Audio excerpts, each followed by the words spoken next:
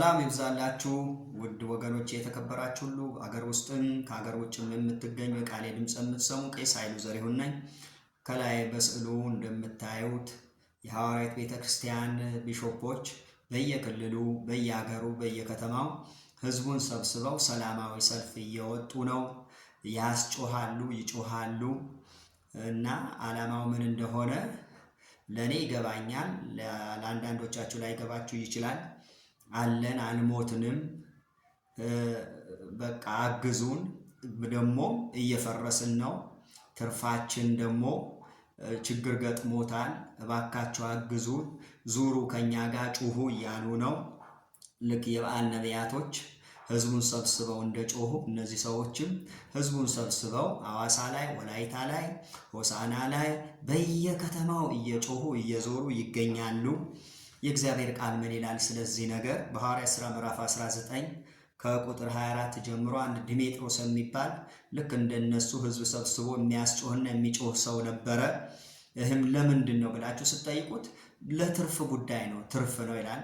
እነዚህ ሐዋርያት ቤተክርስቲያን ቢሾፖችም የሚያስጮሃቸው ትርፋችን እንዳይቀር ብለው ነው እንጂ ለህዝቡ አዝነው፣ ለሀገር አዝነው፣ ለመንግስት አዝነው አይደለም። ትርፋችን እያሉ ነው ይሄ ሁሉ ሁከት እየፈጠሩ ያሉት እንድታውቁ።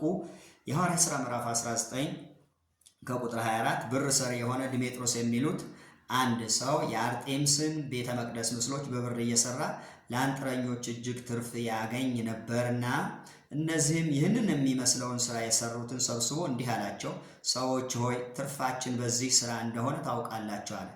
ትርፋችን በዚህ ስራ እንደሆነ ታውቃላችሁ። ዛሬም የሐዋርያት ቤተክርስቲያን ትርፋችን በመክሊት እንደሆነ ታውቃላችሁ እያሉ ነው። በተዘዋዋሪ ይግባችሁ። ይህም ጳውሎስ በእጅ የተሰሩት አማልክት አይደሉም ብሎ በኤፌሶን ብቻ ሳይሆን ከጥቂት ክፍል በቀር በእስያ ሁሉ ብዙ ሕዝብ እንዳስረዳና እንዳሳታ አይታችኋል፣ ሰምታችሁማል ይላል። ክብር ለእግዚአብሔር ይሁን።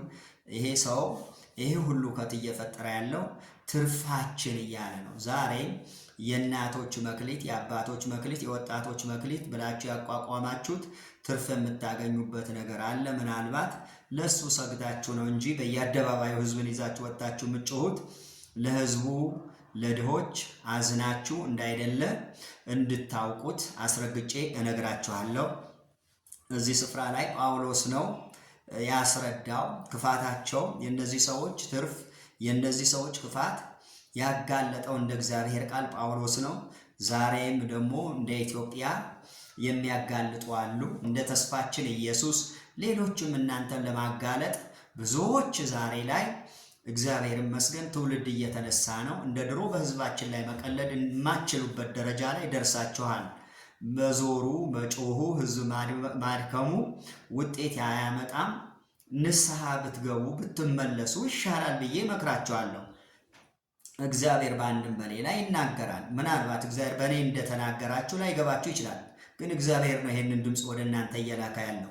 በሐዋርያት ሥራ ምዕራፍ 16 ከቁጥር 16 ጀምሮ ስናነብ ደግሞ ወደ ጸሎት ስፍራ ስንሄድ የሟርተኝነት መንፈስ የነበረባት ለጌቶቿ እየጠነቆለች ብዙ ትርፍ ታመጣ የነበረች አንዲት ገረድ አገኘችን። እርሷም ጳውሎስንና እኛን እየተከተለች የመዳንን መንገድ የሚነግሯችሁ እነዚህ ሰዎች የልዑል አምላክ ባሪያዎች ናቸው ብላ ትጮህ ነበር። ትጮሃለች። ልክ ዛሬ እናንተ አደባባይ ወጣችሁ እንደምትጮሁ እሷም ትጮሃለች፣ ትጮህ ነበረ። ልዩነቱ ግን ምንድን ነው? እናንተ ለጥቅማችሁ ነው የምትጮሁት፣ እሷም የምትጮኸው ለሰው ነው። በጣም የሚገርመው ልዩነታችሁ እዚህ ጋር ነው።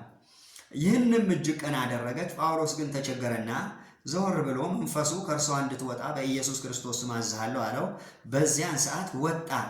ጌቶቿ የተስፋ እንደወጣ ባዩ ጊዜ ጳውሎስና ሲላስን ይዘው ወደ ገበያ በሹማምንት ፊት ጎተቷቸው ይላል።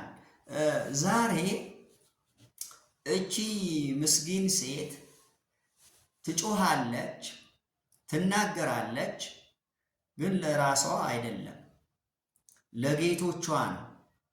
ጌቶቿ እሷ በጠነቆለችው ጥንቆላ ትርፍ ያገኙ ነበር። ዛሬ ስንቶቻችሁ ናችሁ አዲስ አበባ ላይ ገስት ሃውስ ያላችሁ፣ በየከተማው ፎቅ የሰራችሁ? ያላችሁበት ከተማ ፎቅ በብዛት የእናንተ የሆነ እናውቃለን። ከየት መጣ ብትሉ ድሆችን እየበዘበዛችሁ ነው። ድሆችን እያስጨነቃችሁ ነው። ድሆችን በጥቅስ እያታለላችሁ እናንተ እየበለጸጋችሁ ነው። ስለዚህ ዲሜጥሮስም እቺ የሟርተኝነት መንፈስ የነበረባት ገረድም ሲናገሩ ሰምታችኋል። እንደ ቃሉ ሳነበው ትርፋችን ነው ያለ። እሷም ደግሞ እነዚህም ሰዎች የተስፋችን ትርፍ አሉ። እባካችሁ መክሊት ለእናንተ ትርፍ ነው፣ ለሕዝቡ ግን ድካም ነው። ለሕዝቡ ግን መበዝበዣ መንገድ ነው። ከድርጊታችሁ እንድትቆጠቡ አሳስባችኋለሁ። አንቆጠቡም የምትሉ ከሆነ መንግስትም ጣልቃ ይገባል። ዝም ብሎ የሚያያችሁ አይምሰላችሁ። አሁን የመረጃ ዘመን ነው። እያንዳንዱ ነገር ያውቃል። ተመለሱ፣ እግዚአብሔር ተመለሱ ይላችኋል። እንዴ ያላችሁ ይብቃችሁ። እስካሁን በዘበዛችሁ። እስካሁን እኮ ሰበሰባችሁ። ዘር ማንዘራችሁ እንኳ በልጽጓል። ድሆችን አታስጨንቁ። በጌታ በኢየሱስ ክርስቶስ ስም ጠይቃችኋለሁ። ቄስ ኃይሉ ዘሪሁን ነኝ። ሰላም ያገናኛል።